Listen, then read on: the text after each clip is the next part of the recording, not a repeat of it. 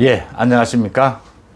민주당 당대표로 송영길이 선출이 되면서 민주당은 당 지도부 선출을 완료를 했습니다.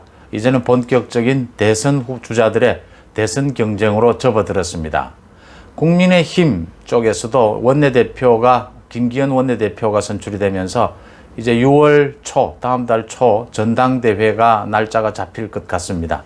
이렇게 되면서 야권의 가장 큰 관심은 윤석열 전 검찰총장이 언제 정치 참여를 선언하고 언제 야권 통합에 나서게 될 것이냐 하는 점이 가장 큰 관심거리입니다. 이 말씀을 드리기 전에 지금의 전국을 잠시 살펴보면, 그러니까 민주당의 이낙연 전 대표 지금은 침묵을 하면서 잠행을 하고 있는데, 그러는 와중에 얼마 전이었습니다. 자신을 지지하는 민주당 의원들과의 모임에서 이런 얘기가 나왔습니다. 그 의원들 중에서 이낙연의 지금 지지율이 떨어지고 있는 것에 대해서 문재인 정권과 차별화가 필요하지 않겠느냐, 이런 말에 대해서 이낙연이 대통령을 못했으면 못했지, 그런 식으로 배신, 차별화는 하지 않겠다. 물론 이낙연의 말은 그 차별화를 좀 많이 가져가고 있는 이재명에 대비해서 강력한 자기 의지, 절대 배신하지는 않겠다. 문재인 정권과 함께 하겠다. 정치적 운명을.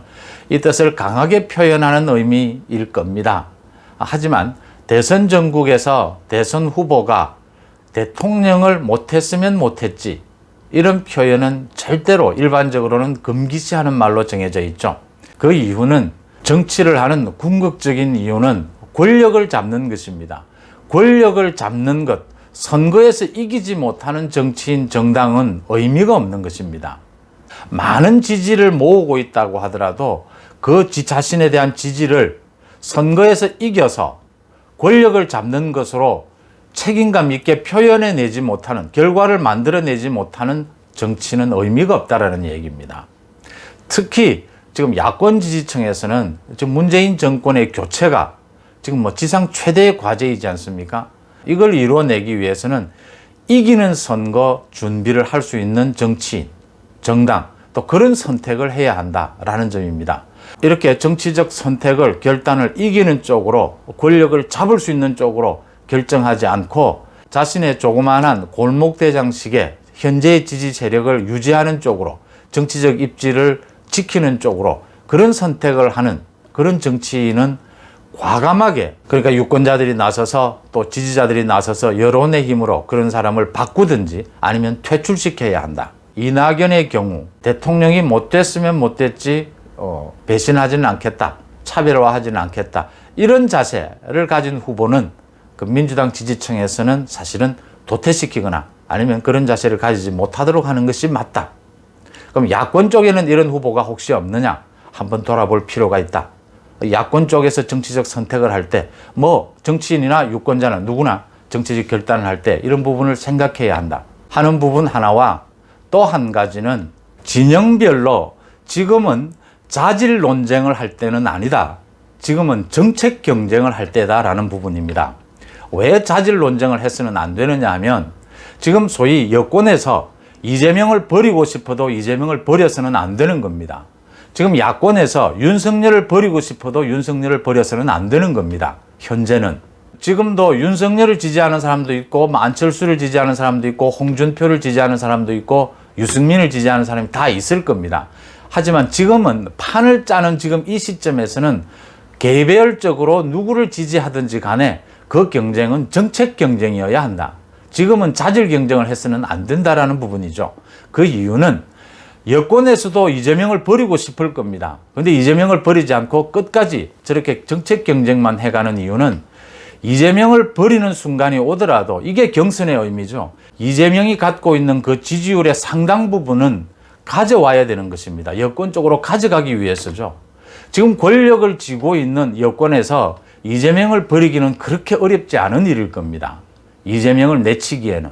그래도 끝까지 이재명을 안고 가려고 하는 이유는 이재명의 지지율, 그 지지율을, 이재명을 이겨낸다 하더라도 어떤 후보가 그 이재명의 지지율을 가져가야 하기 때문입니다.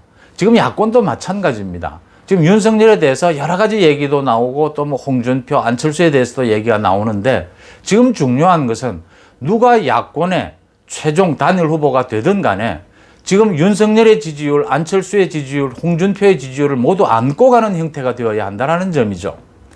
이 점에서 자질 논쟁은 지금은 무의미한 것이다. 가치가 없는 것이다. 지금은 정책 논쟁을 할 때다. 민주당은 정책 논쟁을 잘 하는 편이죠. 정책 논쟁을 하면서 유권자들의 시선을 모으고 있는 중입니다. 자, 그러면 윤석열은 언제 정치 참여 선언을 하고 윤석열은 언제 야권 대통합에 나설 것인가? 이 윤석열이 언제 나설 것인가에 따라서 안철수도 움직여질 것이다. 현재로는 그렇게 보입니다. 윤석열의 정치 선언은 이번 달에 정치 참여 선언은 나오지 않겠느냐. 그리고 본격적으로 야권 통합, 야권의 후보 단일화를 논의하는 첫 시기는 7월쯤이 아니겠느냐. 이런 전망들입니다. 윤석열의 정치 참여를 이번 달 이후로 미룰 수는 없다라는 부분이 다음 달 초에 이제 국민의힘의 전당대회가 열리는 만큼 그 전에 자신의 입장을 밝혀놓을 필요가 있고, 두 번째, 윤석열이 검찰총장직에서 사퇴한 지 2달이 되어 갑니다. 이렇게 침묵을 지키는 시간이 길어지면 그 유권자들의 피로도라고 하죠. 윤석열에 대한 기대감들이 계속 피로도로 누적될 수가 있다.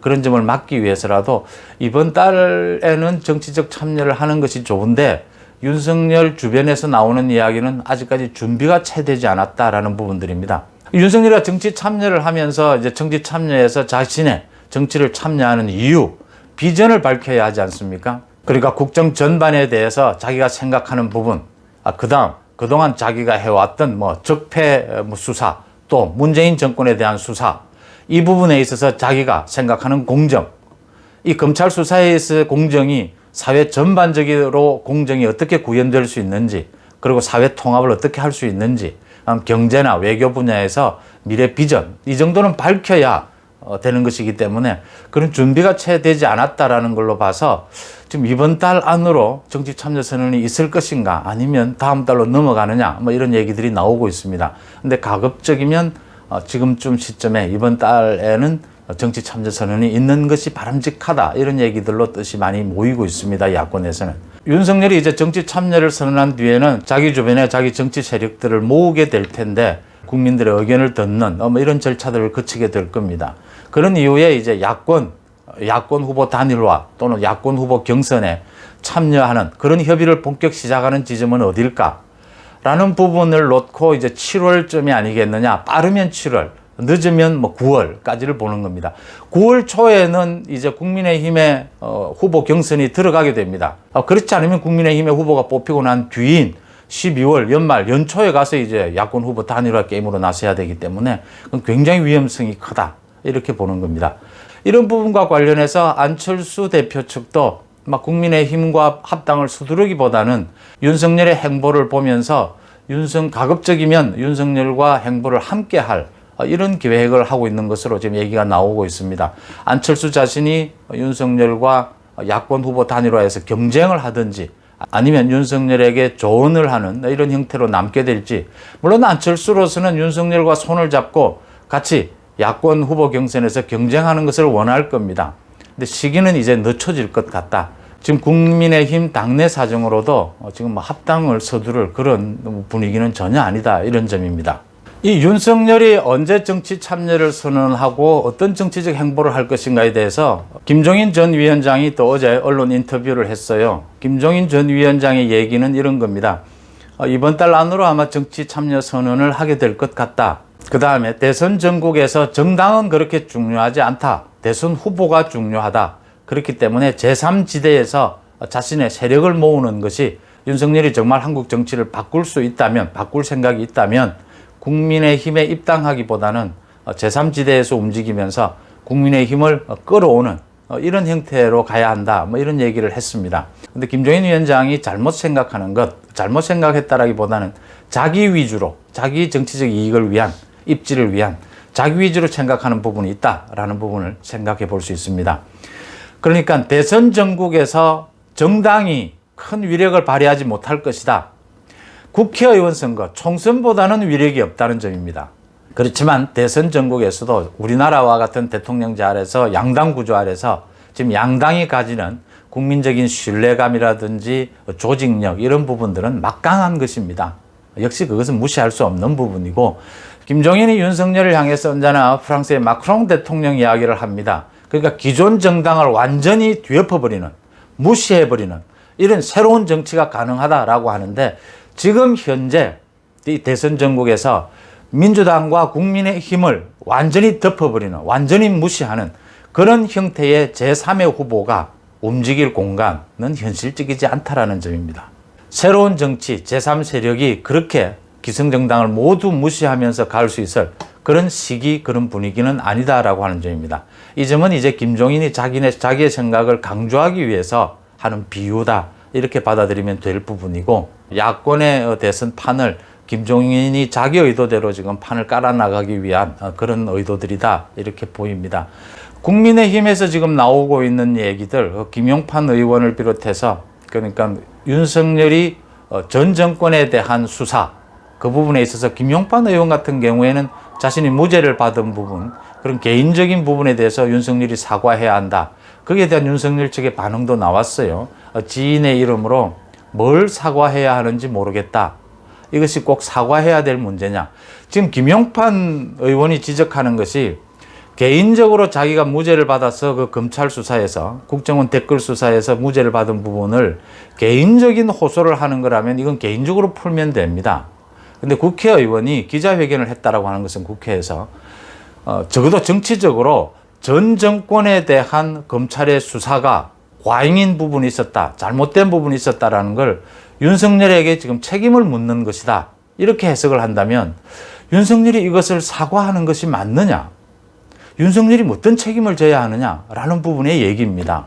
윤석열은 똑같이 전 정권에 갖다 댔던 그 수사의 잣대를, 공정의 잣대를 문재인 정권에도 그대로 갖다 댄 겁니다. 그러니까 문재인 대통령에게 직접 지금 수사를 해보지는 못했지만 아직까지는 조국, 송철호, 원전, 이 모든 것을 윤석열의 결정에 의해서 이 모든 게 지금 칼 것의 마지막은 문재인을 향하고 있는 것이죠. 이런 윤석열에게 뭐 정치권에서 결정하게 될 그 탄핵에 대한 책임을 묻거나 또 전 정권에 대한 그 수사에 대해서 책임이나 사과를 요구하는 것, 이게 맞느냐.